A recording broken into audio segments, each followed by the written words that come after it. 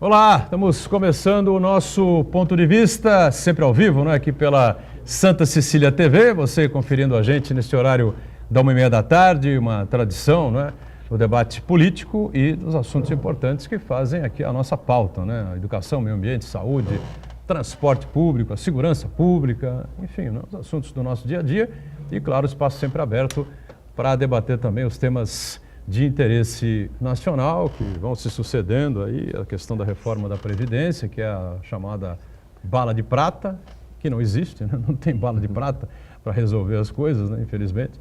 E a comissão que vai fazer a avaliação agora mais técnica, passo por passo, enfim, que vai debater com mais profundidade, vai ter a presença como relator do deputado federal Samuel Moreira. Samuel Moreira, que é aqui, vizinho nosso aqui do Vale do Ribeira, foi prefeito de Registro, foi deputado estadual também e ganhou aí uma musculatura política muito grande quando recebeu do prefeito, então prefeito de São Paulo, José Serra, uma das subprefeituras da cidade. E lá, evidentemente, com habilidade, ele cresceu politicamente, se elegeu deputado federal, se reelegeu e foi, inclusive, secretário-chefe da Casa Civil do governador Alckmin.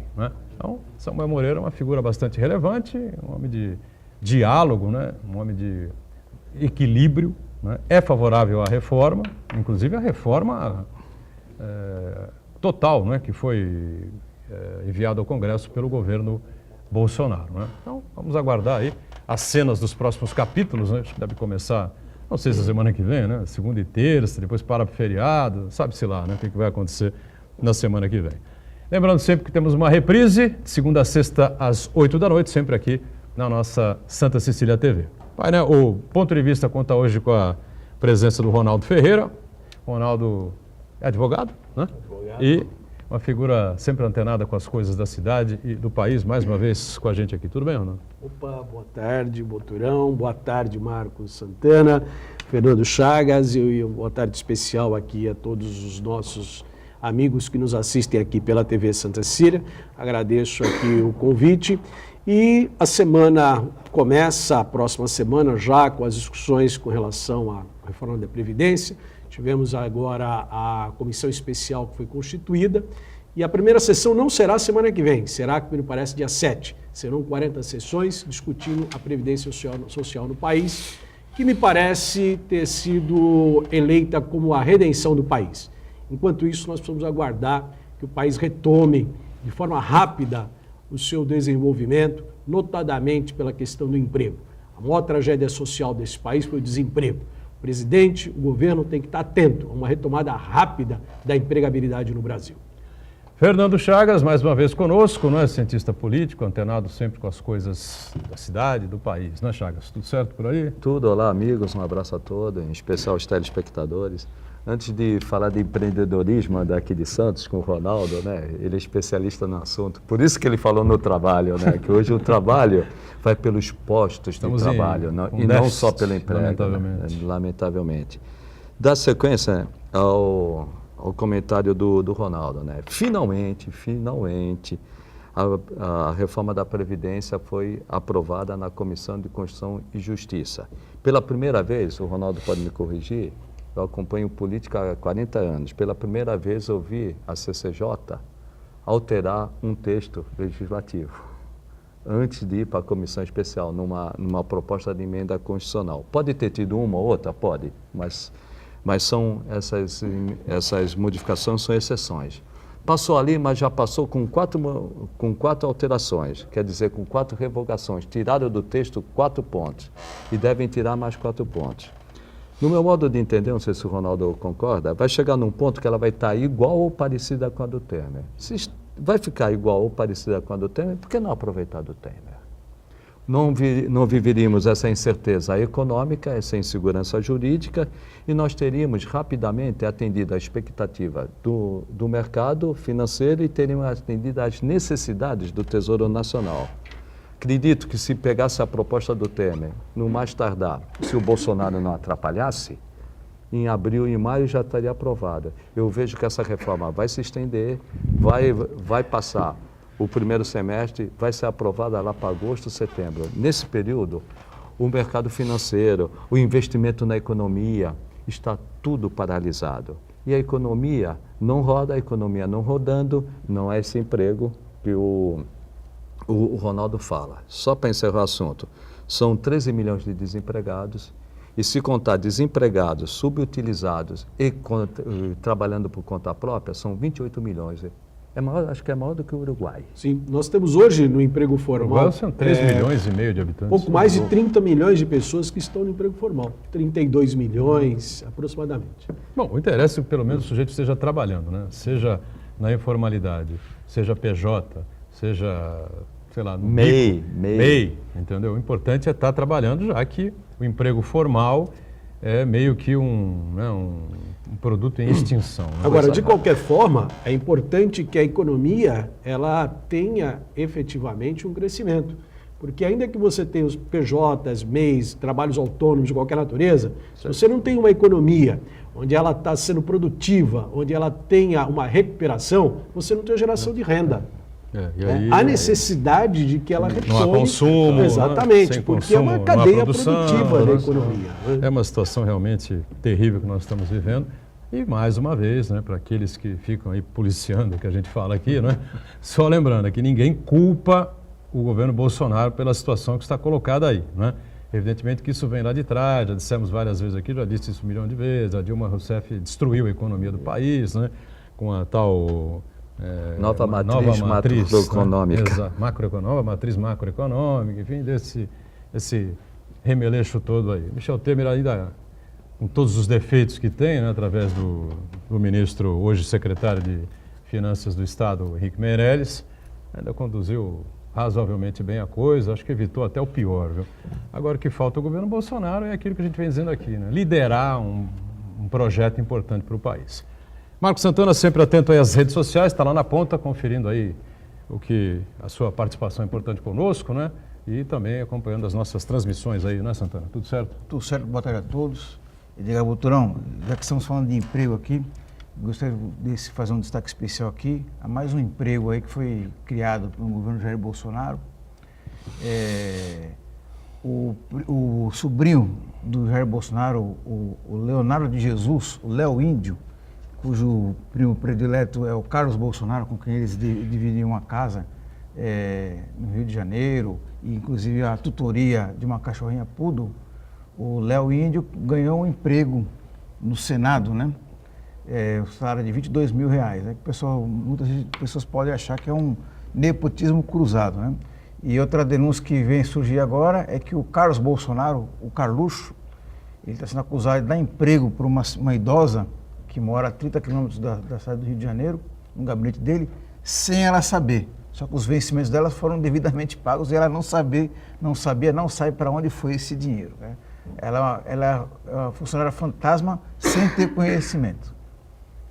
Eu quero cumprimentar você que nos acompanha ao vivo, convidar você a participar do programa, mandando sua pergunta, crítica, sugestão, pelo Facebook, Ponto de Vista com Edgar Boturão, ou por e-mail, contato@pontodevista.tv.br.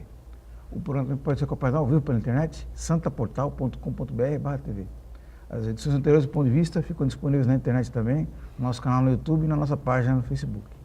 E você que nos acompanha a reprise às 20 horas, uma boa noite.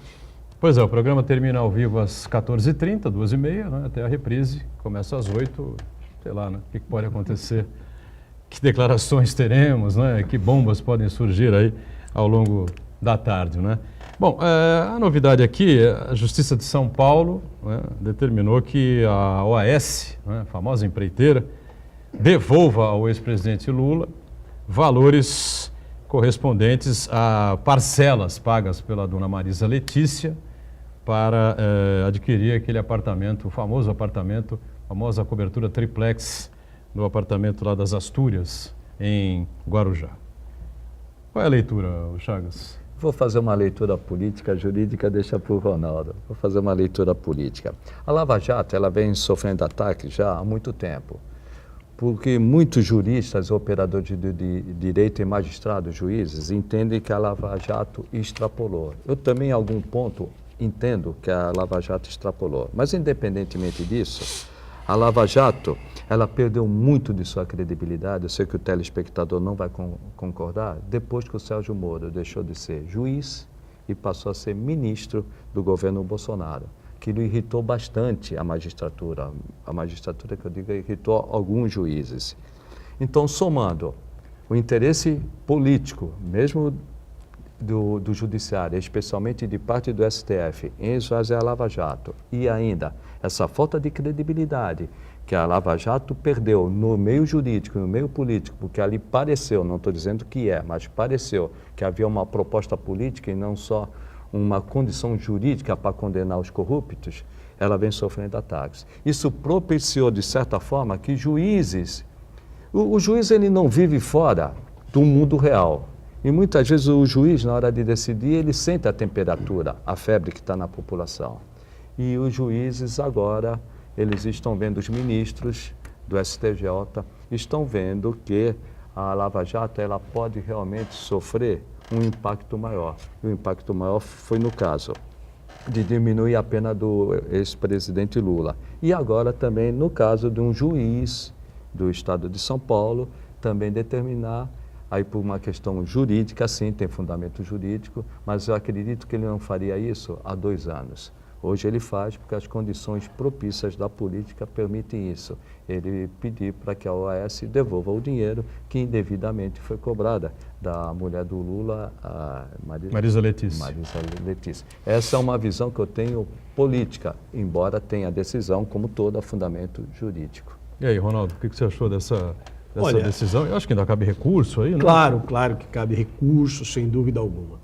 Mas o Chagas, apesar dele ter feito uma análise política, no dizer dele, de fato ele já deu uma estendida aí do que foi o cenário ultimamente no nosso país com relação aos processos judiciais que envolveram a Lava Jato. É duro a gente falar isso.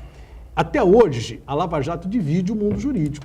A realidade é essa. É verdade. Ela divide o mundo jurídico, porque se você considerar lá atrás, vamos resgatar um pouquinho lá a questão da chamada condução coercitiva.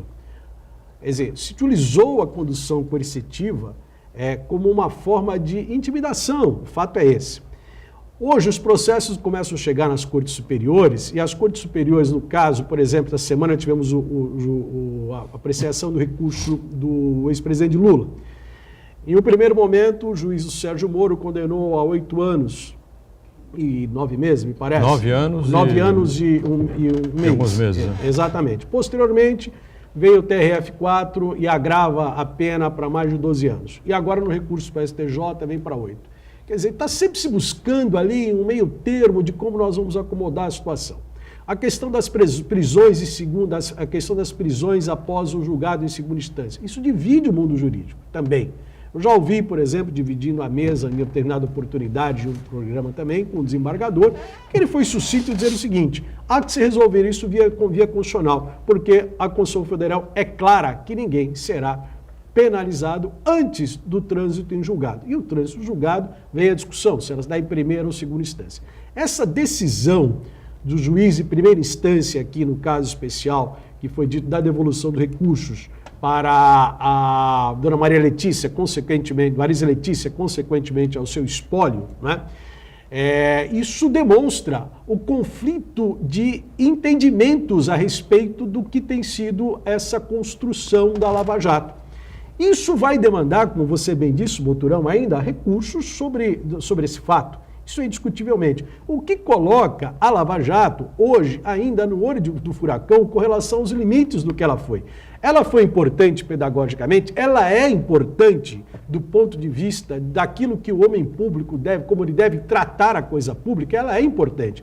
Mas há de se respeitar também os nossos limites legais, né? Até porque também, em última instância, o juiz, ao dar a sentença, é o seu livre convencimento. E esse convencimento ele se dá sobre vários aspectos, essencialmente com base na lei. Mas dentro daquilo em que a lei ainda caiba dela alguma interpretação, caiba dela, deve socorrer também de outras fontes, como a jurisprudência, como a doutrina, como a equidade, como os costumes. Tem algo complicado também, que é essa situação de que, até o Aldo colocou isso aqui, né? O Aldo defende que falta batom na cueca, disse aqui, né? No caso do apartamento. Na minha opinião, não falta batom na cueca nenhum, né? O que, na minha opinião, como leigo, não é? 9 anos de pena, o presidente Lula, o ex-presidente Lula, para o apartamento do triplex. Ah, mas tem o quê? Não tinha nada, ninguém prova coisa nenhuma além disso, entendeu? O que está escrito ali, que estava em julgamento, era o triplex. Então, eu acho que o Sérgio Moro extrapolou, assim, além dos limites do imaginável. E aí, para o TRF4, aconteceu o que aconteceu. Jogaram para 12 anos e mais não sei o quê. Na minha visão, um extremo exagero. Repito, acho que o Lula botou a mão na meleca e saiu com ela suja. Entendeu? Não estou aqui defendendo, não. Acho que ele aceitou. Outro, né, teria uma postura completamente diferente. Não estaria lá visitando o imóvel, falando sobre o elevador panorâmico que tinha ligação direta da garagem com o apartamento dele, com a cobertura dele, essa coisa toda. Nem daria espaço, não é, como vários e vários políticos que a gente conheceu aí, não é? E jamais daria um espaço para o sujeito sequer propor alguma coisa desse tipo, né? Se chegou nesse ponto que chegou, né? Depois na reforma lá do sítio de Atibaia também, né? Vamos combinar que, sabe, ele aceitou e acabou. É verdade que ele aceitou, está na cara, né? Agora, realmente, a dosimetria, na minha visão, foi absolutamente exagerada, né? Boturão, nesse aspecto há que se alinhar com você com relação à dosimetria, até porque o ex-presidente Lula era primário. Ao que consta, ele é primário, bons antecedentes, para se colocar uma pena dessa natureza. Quer dizer, então você tem aí o extremo do entendimento da lei, do extremo da aplicação e dos princípios do direito penal, a dosimetria da pena, né, que há que se observar esses aspectos e que não foram observados de tal sorte que você tem 3 entendimentos diferenciados hoje. Você tem o entendimento do juiz, do ministro Moro, o ex-juiz Sérgio Moro, né, que eu acho que essa atitude, Chagas, eu tenho que comungar com você. Lamentavelmente, acho que o ministro Moro perdeu a oportunidade de que na sua biografia ficasse registrado a sua contribuição para o Estado brasileiro e para a história do Brasil. Na medida em que ele larga sem deixar suspeitas, né? Exatamente. Na medida, Boturão, Chagas... Abriu uma porta para veja bem, aqui não há uma censura, mas na medida em que ele abre mão de uma carreira muito bem construída na magistratura, como professor universitário, e se torna um ministro da Justiça, dentro de um governo que claramente se opôs ao governo Lula, claramente se opôs a toda a história do Partido dos Trabalhadores, há que se ver que aí ficou, sem dúvida nenhuma, uma mágoa que a sociedade vai cobrar lá na frente. Ronaldo, inclusive eu discutia muito com o Marcos. Eu sou contra a teoria da conspiração, mas como eu de liberal eu virei petista... No julgamento, bom Olha, Chagas, eu quero fazer uma pergunta depois de sobre alguns liberal. Radicais, né? Se governos liberais têm tabelamento de preço, isso é para depois. Isso é para depois. Isso. Para o presidente da Argentina tem. Mas deixando a teoria da conspiração e a brincadeira, eu não virei socialista nem virei comunista, continuo liberal. Não esse liberalismo do Paulo Guedes. Aliás, eu estive na Câmara Municipal essa semana, encontrei com a ex-prefeita Thelma de Souza, hoje vereadora. Eu participei do governo dela e eu brigava muito com o governo dela, embora tivesse cargo de chefia, porque eu brigava que eu era um liberal e eles eram ali na época extremamente socialistas. Ela me perguntou se o Paulo Guedes é liberal. Não, o Paulo Guedes é de extrema direita, não é liberal. Nunca foi liberal. Quem tem esse pensamento não é liberal, é de extrema direita. Mas deixando isso de lado. Sem concordar com a teoria da conspiração, a decisão do ex-juiz Sérgio Moro de deixar a magistratura ir para o governo que derrotou o PT e que colocou na prisão inicialmente o presidente Lula, corrobora com a narrativa do PT, que ele é um preso político. Eu não acho que ele é um preso político, mas hoje ele tem alguns sinais que está sendo perseguido politicamente. Se é verdadeiro que já intimaram a defesa do ex-presidente Lula, agora não no triplex, mas do sítio, para já apresentar a defesa e acelerar o julgamento. Para que não chegue a setembro? Para que não chegue a setembro, Eu não digo que ele seja preso político. Mas a defesa tem instrumentos. Tem né, instrumento, isso aí, mas só né? o ato. Só o ato já é. Só o ato. Da razão. A narrativa, que eu não concordo, mas da narração. Só o julgamento do recurso em segunda instância no TRF4 já demonstra isso. A forma acelerada que ele também se deu na pauta. Que era a tese dele. Eu também Então, acho que a gente pode- preso político, concordo com o Chagas já disse aqui 1 milhão de vezes. Não é que ele seja um preso político, ele tem culpa no cartório. É preciso Sim, que o PT assuma isso. O Lula tem culpa no cartório. Embora eu não acredite, em hipótese alguma, que ele tenha levado para o bolso dele nem 5% de tudo aquilo que disseram que ele levou. Mas que eu acho que levou, tá certo? Eu acho que levou mesmo. E agora, essa questão que a gente estava colocando aqui da prisão política ou não, preso político não é o caso, mas que quebrou um galho danado, quebrou, né? Vamos admitir, né? Pô, mas só se ele fosse candidato contra o Bolsonaro, quem era o presidente hoje? Diga, Santana. Então, justamente isso. Também eu não corroboro com a teoria da conspiração, mas a gente percebe sim que existe uma grande má vontade desses setores específicos do Poder Judiciário de, no português claro, ferrar o ex-presidente Lula, né? A dosimetria, Butura, como você lembrou muito bem, foi muito exagerada e a própria tramitação de todo o processo do presidente Lula para inviabilizar a sua candidatura foi em tempo recorde. Na terça-feira estivemos aqui com o Aldo Neto, terça-feira, né? E eu lembrei o caso do Cid Barbeiro. Quem foi o Cid Barbeiro? O Cid Barbeiro era um sujeito lá em Santa Catarina que ele fraudou o seguro-defeso de vários pescadores e se apropriou do seguro-defeso de vários pescadores. O caso dele foi condenado em primeira instância, o advogado dele recorreu à segunda instância e o caso dele demorou 1 ano para ser julgado. Um caso simples, né? Corriqueiro, né? O do ex-presidente Lula demorou 11 meses. Um caso tão complexo, assim, envolvendo a Petrobras, envolvendo várias autoridades, quantias milionárias. Da defesa do Lula, né? Não, mas se você que se vários advogados da área criminal estiveram aqui no programa normal dela, e disseram várias vezes, pô, se você quiser prorrogar um julgamento desse, é uma teta. Você vai colocando uma série de empecilhos, uma série de recursos, uma série de pedras no caminho da justiça e vai levar 2, 3, 4, 5 anos a acelerar o processo. O Poder Judiciário TRF4 acelerou esse processo exageradamente. Tanto é que a condenação acabou inviabilizando a candidatura do ex-presidente Lula, né? Agora, a grande questão é com relação ao conjunto da obra do ex-presidente Lula, né? Porque temos aí a questão do sítio, temos a questão das palestras, temos uma outra questão aí envolvendo o tráfico de influências, de contratos da Odebrecht em outros países. Quer dizer, pelo conjunto da obra aí, a tendência é que o ex-presidente Lula não saia da cadeia. Não, é verdade. Vamos para o intervalo, já voltamos com a sequência do Ponto de Vista em instantes. Tudo bem, sequência aqui do nosso Ponto de Vista, Ronaldo Ferreira conosco, Fernando Chagas, Santana acompanhando aí as redes sociais e os assuntos importantes que vão sendo colocados aí, né? E finalmente foi assinado o convênio do Governo do Estado com a Prefeitura de Santos, com o Hospital dos Estivadores, né? Que eu conversei ainda pela manhã com o secretário de Saúde de Santos, o Fábio Ferraz, e o Fábio disse que desde fevereiro a Prefeitura, então fevereiro, março e abril, sem receber o repasse de 4 milhões e 500 mil reais, me parece, né, Chagas? 4 milhões e meio por mês, que ficou acertado com o secretário de Saúde de Estado e o prefeito Paulo Alexandre Barbosa, né? Agora, não dá para segurar uma situação dessas, né? Não, porque o hospital, ele é mantido, o custeio dele, o dia a dia do hospital, ele é mantido por parte de dinheiro da prefeitura e parte do dinheiro do Estado. Quando não vem o dinheiro do Estado, a prefeitura tem que tirar dinheiro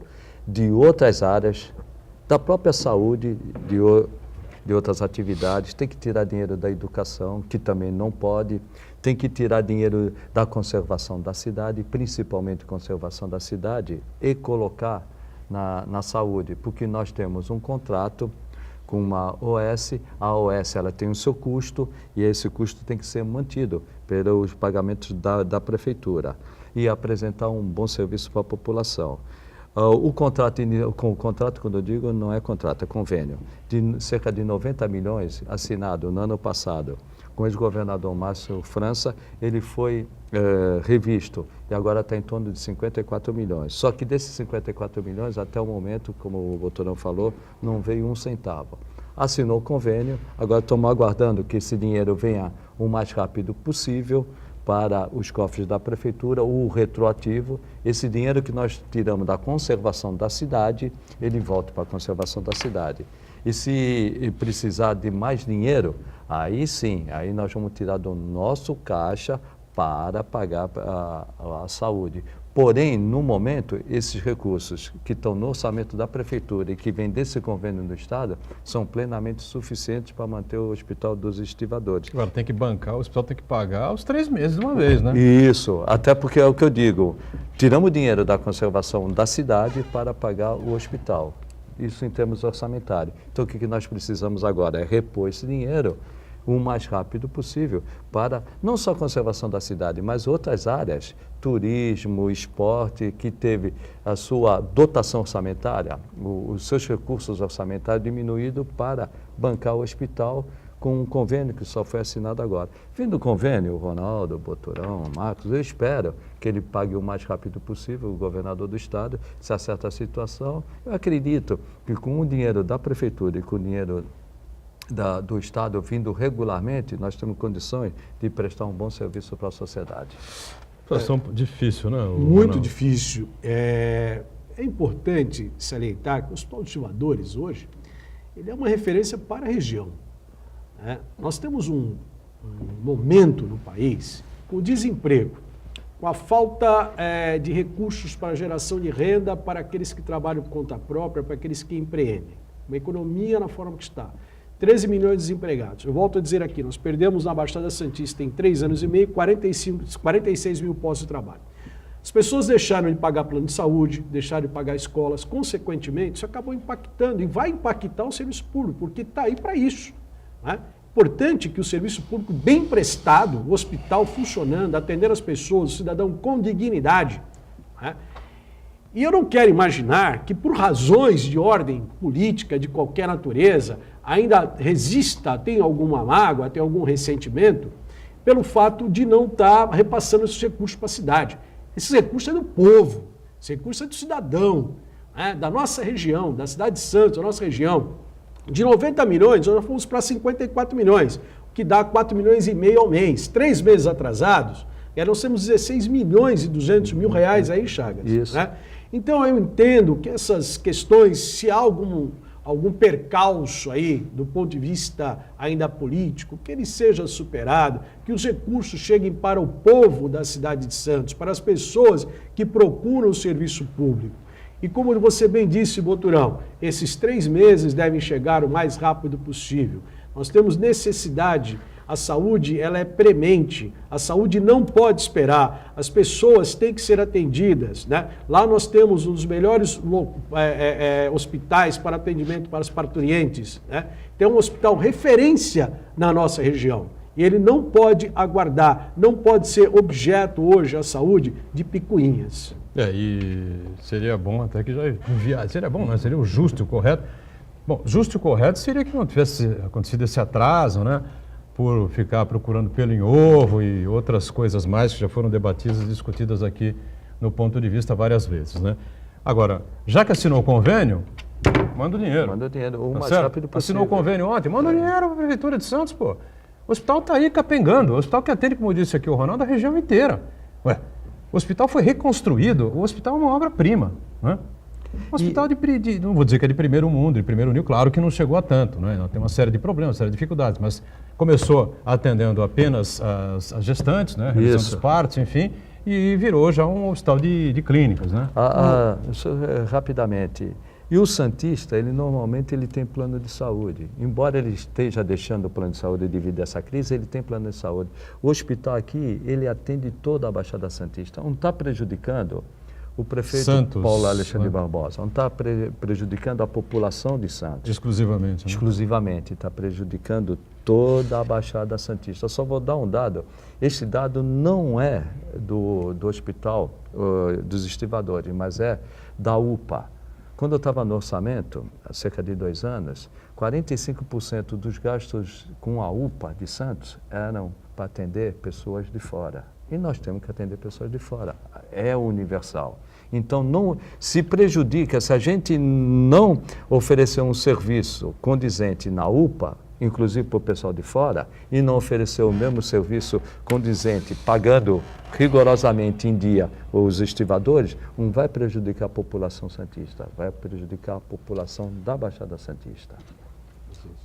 Butrão, o preocupante é o seguinte, que se estamos percebendo aí uma retaliação clara, né, um ressentimento político por conta da campanha eleitoral do ano passado, de uma questão que envolve a saúde pública, né, estamos falando de vidas, de um convênio que já foi formalizado, que está ali no papel ali, que falta apenas oficializar a transferência dos recursos. Imagina então outros setores que não seriam, entre aspas, tão importantes assim, mas que também exigem investimento do governo do Estado, por exemplo, no setor do turismo, na mobilidade urbana aqui em termos metropolitanos, a questão da segurança e outros assuntos, que dirá então a boa vontade do governo do Estado com esses setores. Então quem acaba sendo penalizado com isso aí é a população, não só de Santos, mas toda a região da Baixada Santista. Marcos Santana e os amigos aqui da mesa, se eu estiver errado, vocês me corrijam, mas eu não ouvi em momento algum o Estado dizer, olha, eu não tenho dinheiro para atender.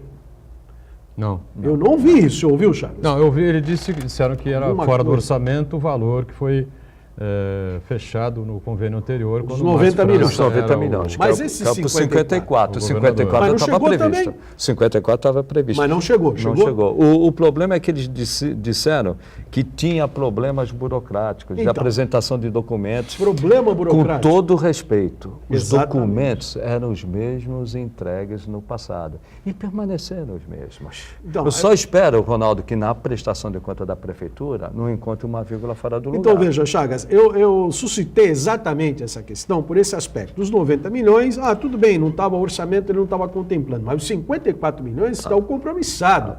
Está compromissado desde janeiro. Despesa continuada do Exatamente. Estado. Então, quer dizer, então a questão Despesa não é a continuada. falta dos recursos. Não faltam recursos. Então, justificativas de caráter burocrático, administrativos, que devem ser olhados, observados com alguma reserva. Eu já falei aqui e vou exemplificar novamente até para o telespectador entender melhor. A Prefeitura de Santos, ela faz vários convênios com as entidades particulares, principalmente na área da educação, nas creches. Se uma creche apresentar uma documentação para mim e eu não gostar da cara do dono da creche, eu posso chegar ali e falar, falta uma vírgula, o número que tinha que estar aqui está ali e devolvo a prestação de conta. Aí ele me traz a prestação de conta, eu devolvo de novo. Isto o que vai caracterizar? Vai caracterizar um desvio de finalidade. Espero, Ronaldo, que não tenha ocorrido isso, que realmente eles tenham tido um entendimento, que faltavam os documentos, que agora foi corrigido e que vem tudo corretamente. Bom, pegar essa foto aqui do Jornal Tribuna, a capa da Tribuna desta sexta-feira, dá para focar aqui, não? Tem a manchete em cima e tem essa foto, não é?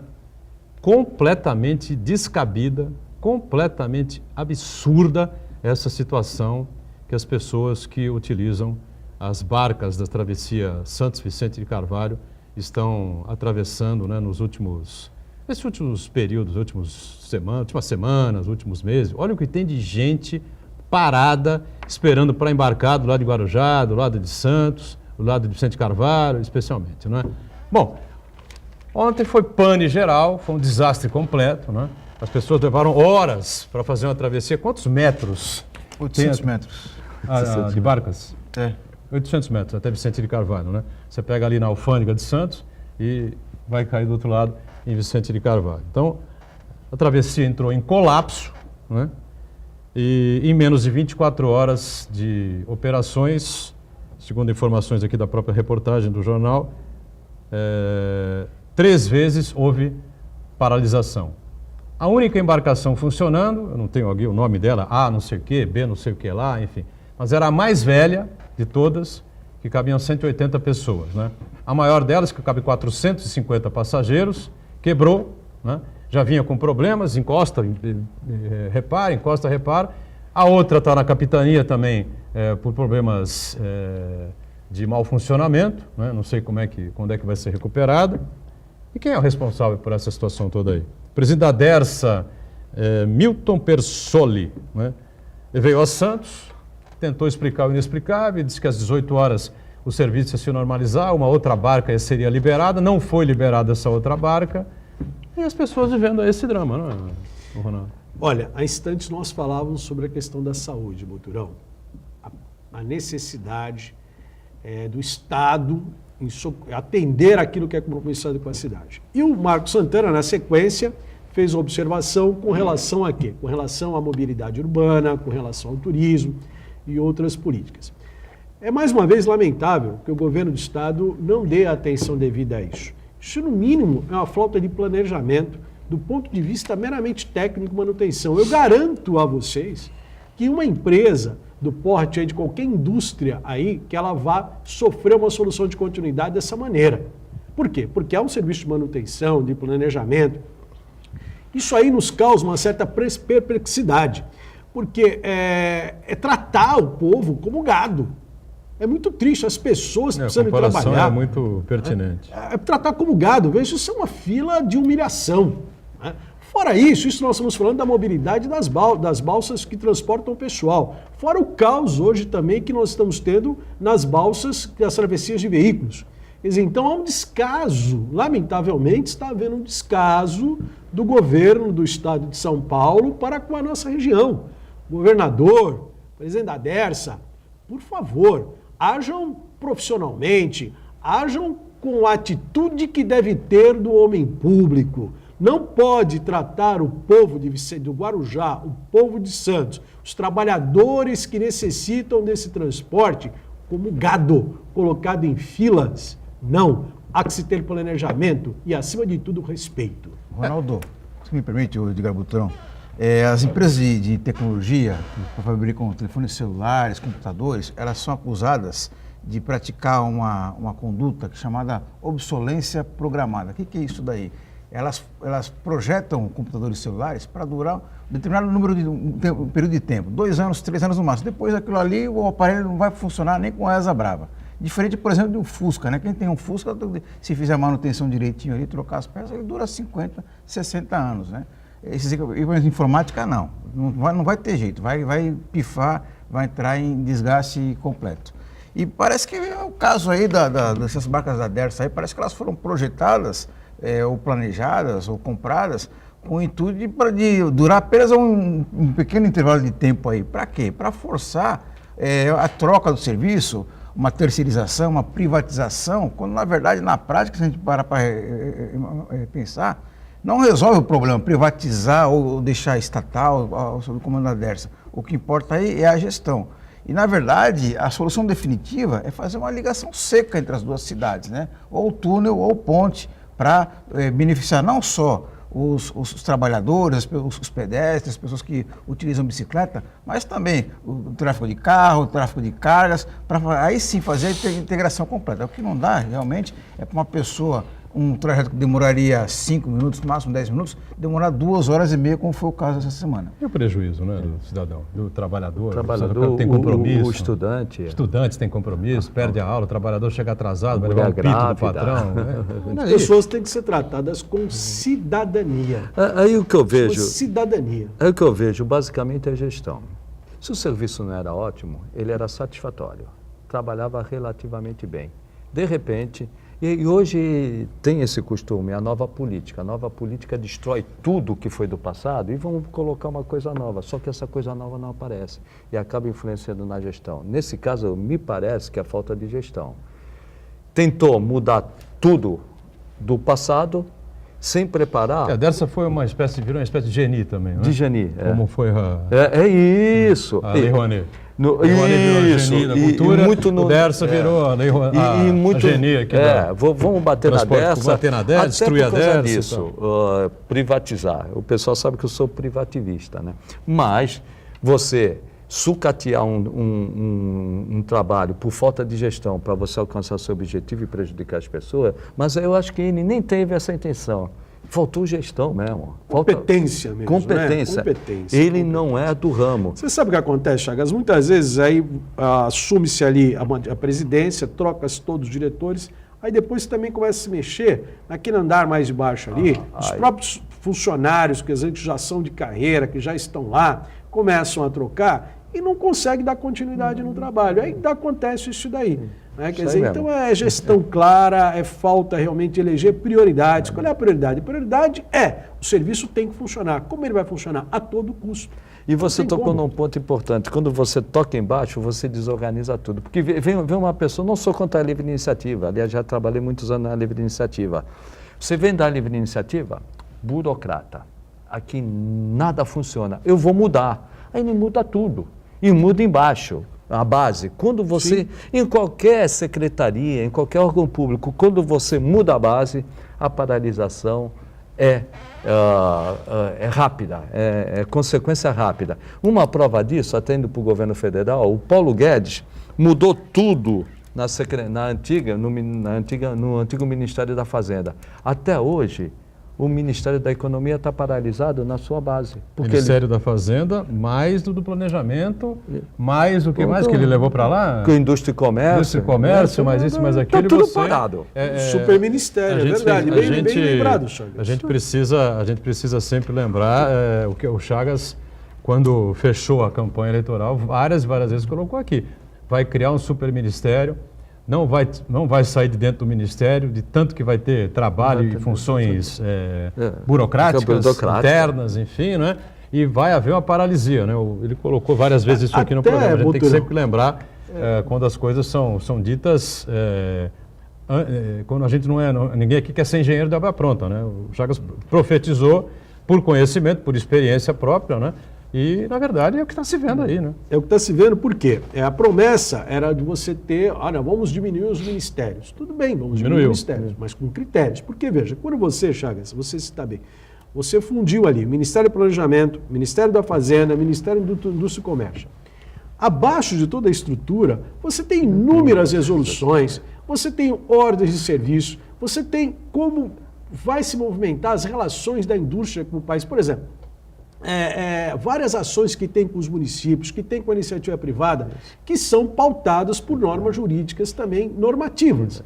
E quando você destrói tudo isso, acaba tudo isso, que referência você passa a ter? E quanto tempo você vai levar? Há que se ter um prazo de transição razoável. Só para encerrar esse assunto, pasmem, o Onyx Lorenzoni, que era Onyx, agora virou Onyx Lorenzoni, ele teve uma belíssima ideia.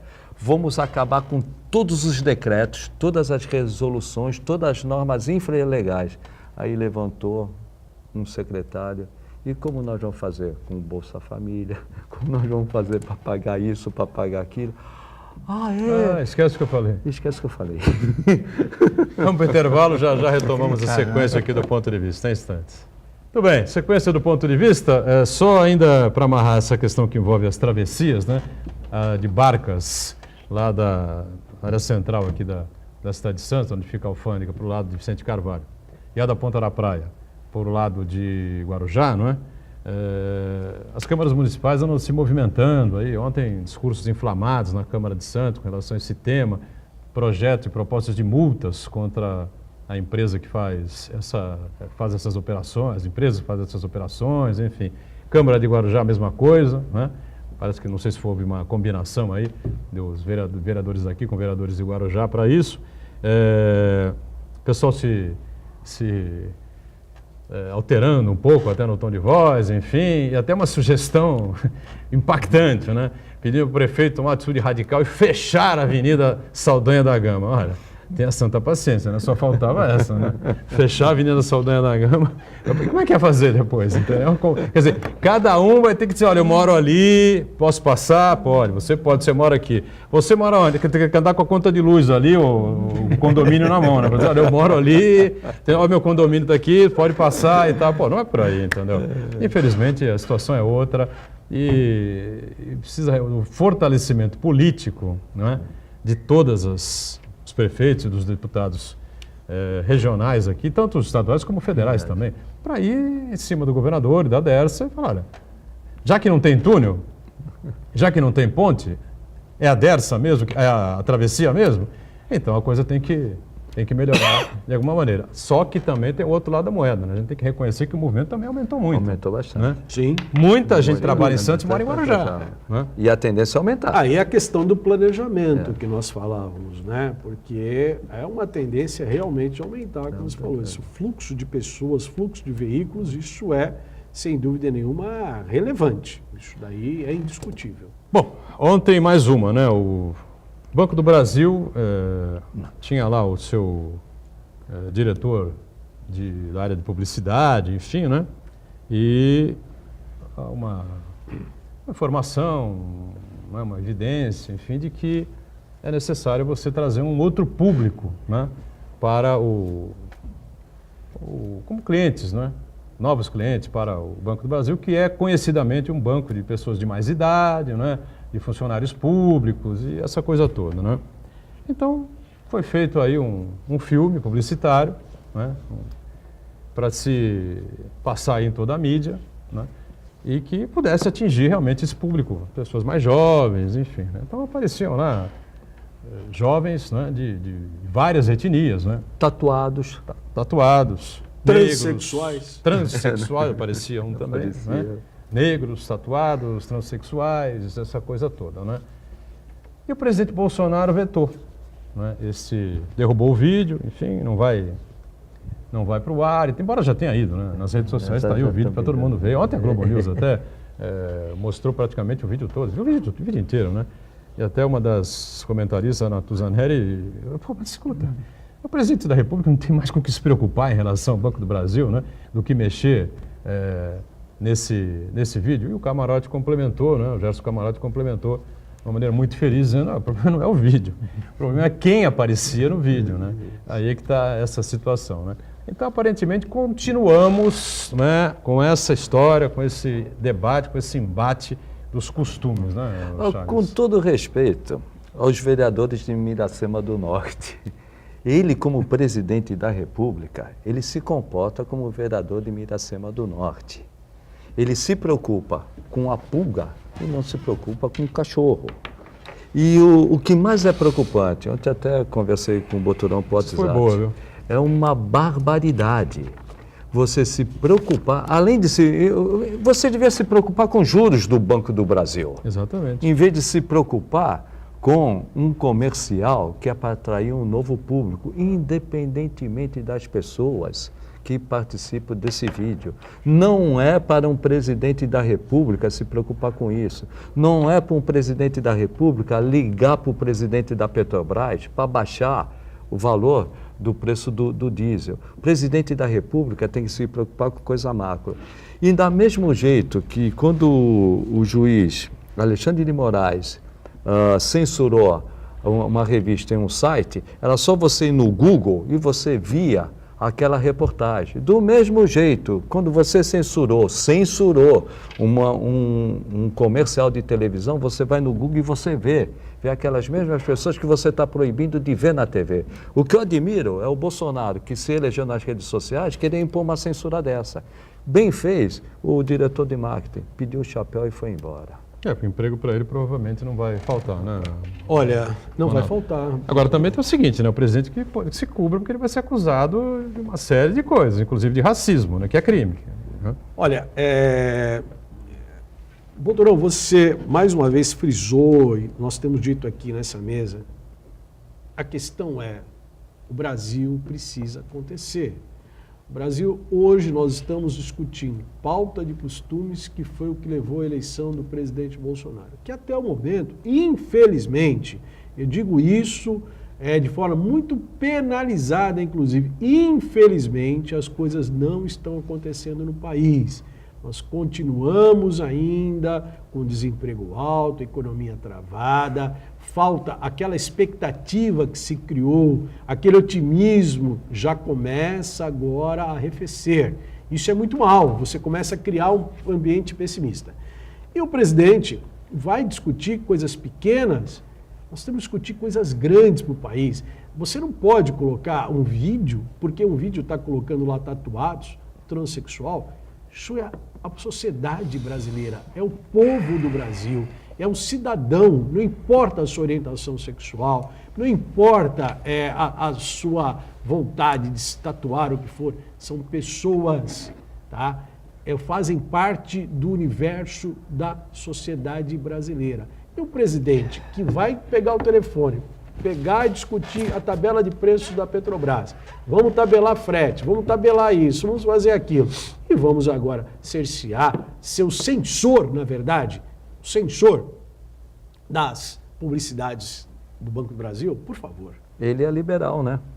Quem? Liberal, Chagas, rapidamente, eu não quero mudar a sua pauta, Boturão. Ele é liberal. Mas onde que numa economia liberal nós tabelamos preços? Ele é liberal. Não existe isso. Não Que existe. economia liberal é essa que se tabela O preços? Bolsonaro foi convencido, né, pelo Paulo Guedes, né, e por aqueles malucos lá, o maluco lá, o Olavo de Carvalho, né, a assumir esse discurso, dizendo para todo mundo que não entendia nada de economia, mas o Paulo Guedes entende, né? Então, ele foi convencido a fechar com esse projeto aí liberal, ou extrema-direita, essa coisa toda. Porque como deputado federal, ele de liberal nunca teve nada. Né? E para assustar o telespectador, o liberal de carteirinha, ele defende o Bolsa Família. Não desta forma que está, mas como uma forma da pessoa passar da extrema pobreza para fazer parte de uma sociedade capitalista No consumo. do consumo. Claro. Entendeu? E pelo jeito, o Bolsonaro, rapidamente, o Bolsonaro, ele só vai dar o 13º para o Bolsa Família apenas por um motivo, para tentar entrar no eleitorado, que é do PT ainda hoje. Edgar Boturão, em relação ao veto do presidente a essa propaganda do Banco do Brasil, mais uma vez o Jair Bolsonaro se comportou com aquele tiozão que vai no boteco da esquina, tomar umas a mais e começa a falar um monte de besteira. Não é uma atitude digna de um presidente da República, das pessoas que votaram nele e daquelas que também não votaram nele, né? Isso aí, o presidente da República transcende as suas posições pessoais, por mais condenáveis que elas sejam, né? A pessoa pode ter uma posição pessoal que outras pessoas condenem, mas o presidente da República ele não pode ter esse tipo de comportamento, porque a sinalização que ele passa para o resto da sociedade é muito prejudicial. Imagina, por exemplo, o reforço aos preconceitos que esse tipo de postura representa, porque a propaganda fala justamente de diversidade, a negros, a transexuais, a pessoas que pintam o cabelo, a pessoas que se tatuam, pessoas que usam piercing, que usam brinco e assim por diante. Então imagina o impacto que isso aí vai ter. Um empregador, por exemplo, o presidente da República vetou, então no meu comércio aqui eu também não vou dar emprego para o tatuado, uma pessoa que usa um piercing.